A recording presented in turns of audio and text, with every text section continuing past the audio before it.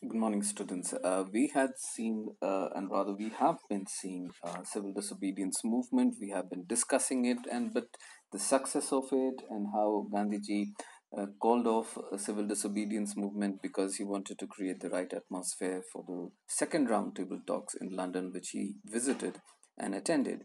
But at the same time, we also have been discussing the reasons why different segments of the Indian population participated in it, and also the challenges why certain segments of Indian population were definitely not in favor of the civil disobedience movement, and their reservations, their apprehensions about it.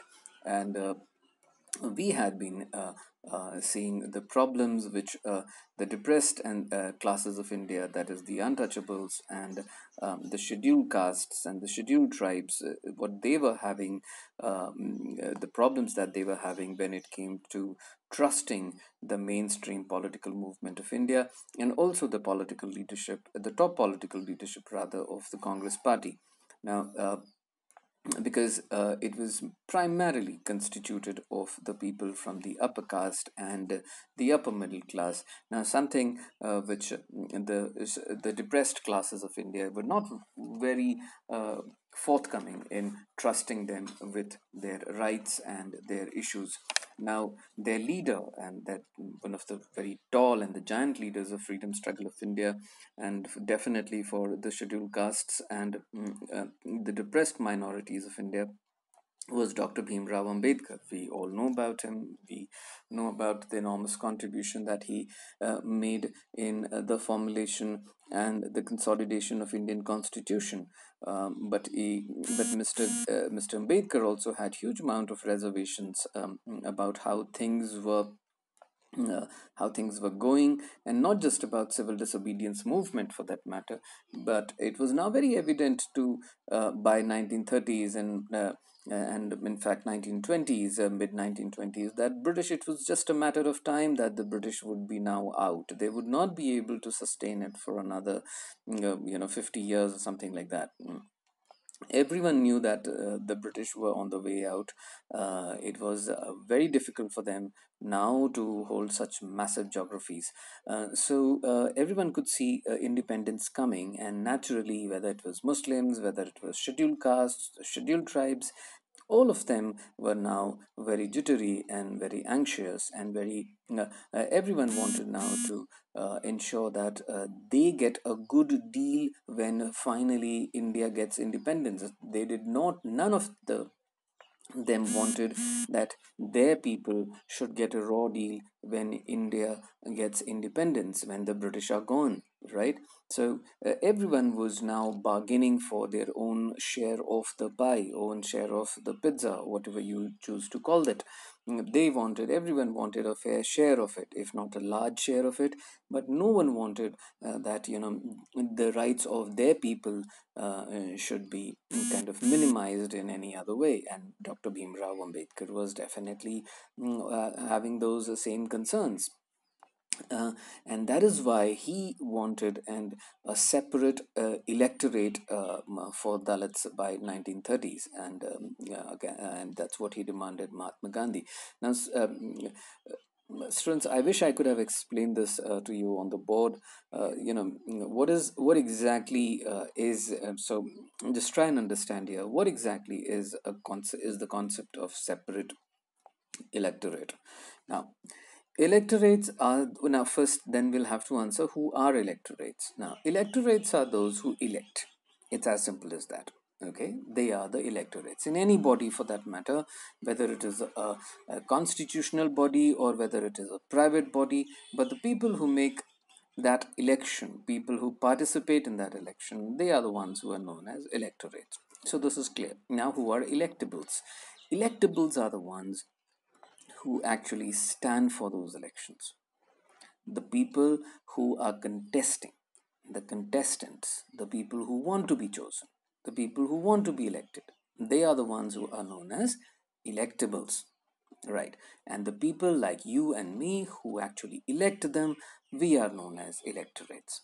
Okay. So now, what is, or rather, what would be here the concept of separate electorate? Now, separate electorate would mean what Bhimrao Ambedkar was asking and demanding the British was, I'm sorry, Mr. Gandhi was that the Dalits should be given and should be made separate electorates because Mr. Ambedkar felt that if a Dalit stands for elections in any constituency or in any municipal body or in any council body, the chances of him winning the elections are very, very limited because for him, which was rightly so 100 years ago, he felt that why should an upper caste Hindu be voting for a Dalit? Or why should a Sikh be voting for a Dalit? And that is something which definitely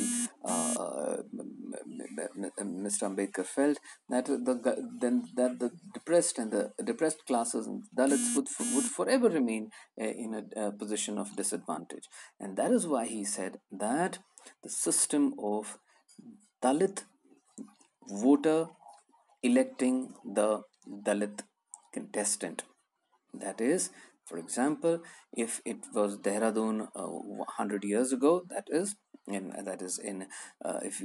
this was Dehradun of not to a 21st century, so Mr. Ambedkar wanted that if a Dalit stands in the election in Dehradun, then only the Dalits of Dehradun can vote for him.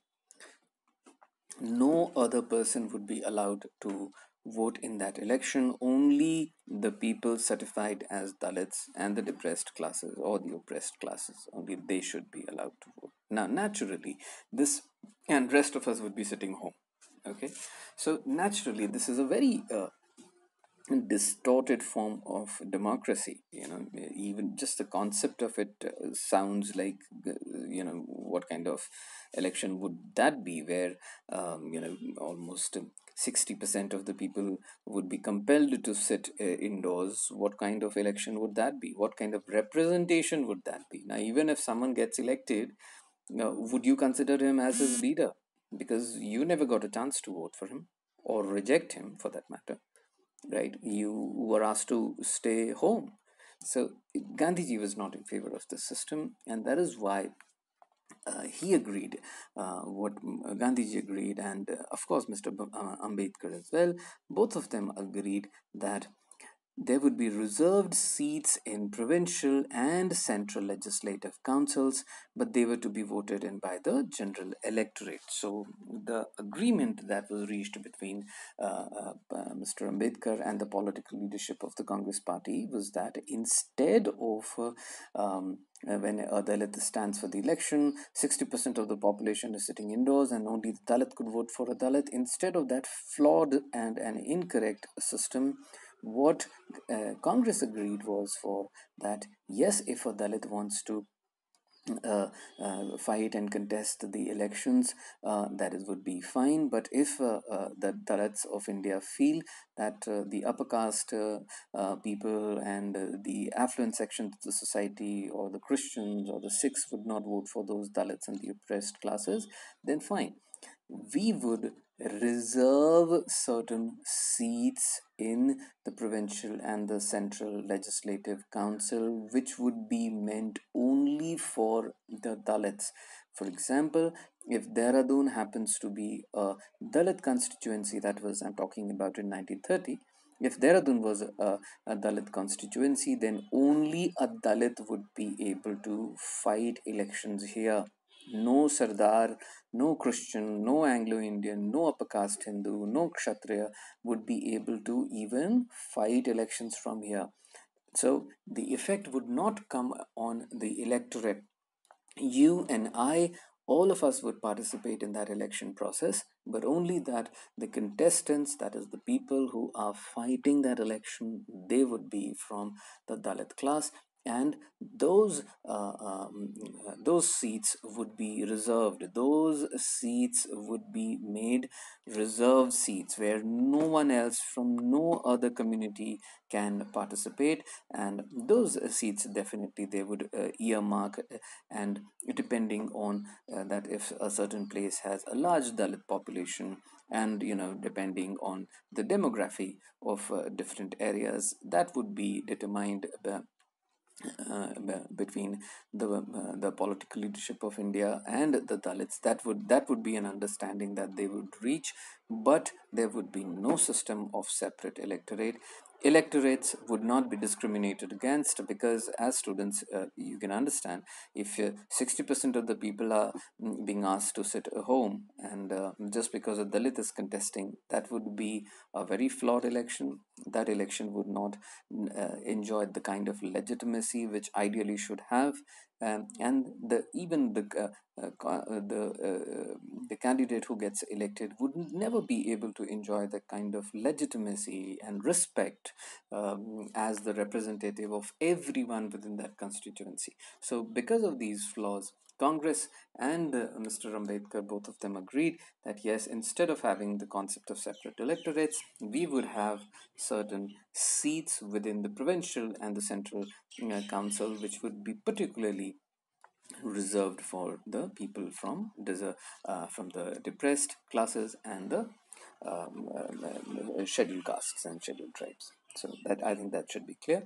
Now, some of the Muslim political organizations in India were also lukewarm in their response to civil disobedience movement.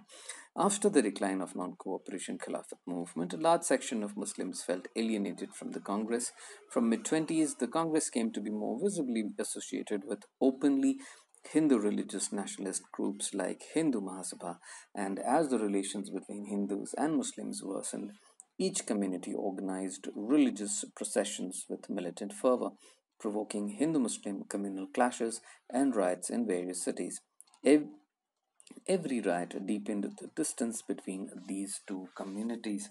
So essentially, what they are trying to tell you is that, because as right in the beginning I said, because everyone could see that independence was near, and because of that, every community in India, even community which was as small as Anglo-Indian community, which had few thousand members, okay, right from Anglo-Indian community to Hindu community, which was the majority community, all of them wanted a fair share of power for themselves. No one wanted to be in a position of disadvantage, and similar was the case with Muslims. But the problem here was the extreme divide between Hindus and Muslims, that because the opinions were so polarized, because Hindus wanted something entirely different and the Muslims wanted now something entirely different. Because, and gradually this, it became very difficult for the social leaders and the political leadership, from both Hindus and Muslims, to bridge this gap. Okay, we shall see tomorrow. Thank you.